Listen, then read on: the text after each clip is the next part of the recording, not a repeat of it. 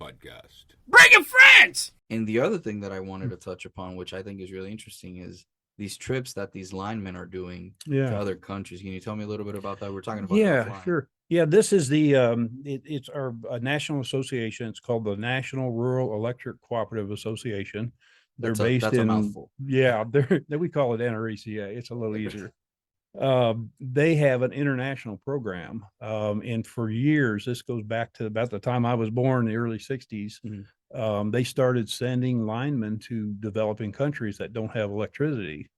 And it's worked so well. How do they pick them? Yeah, like that's my first put question. the word out that they're looking for linemen, and people will volunteer. Some of them take vacation. Sometimes the cooperative will just grant them leave because it develops them as a person, makes them a better person. They learn to think on their feet. Because picture this: so linemen today, they typically have a bucket truck.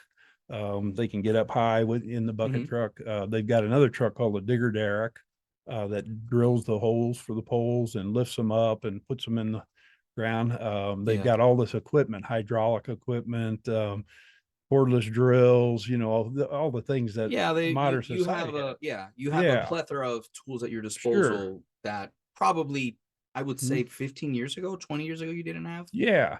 So now we take them, drop them on a mountain in the Andes in Bolivia without any of those tools and say, build a fire line.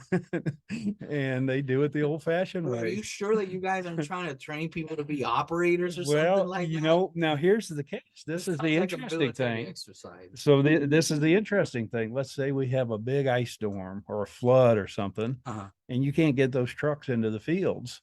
What are you going to do? You got to climb the pole.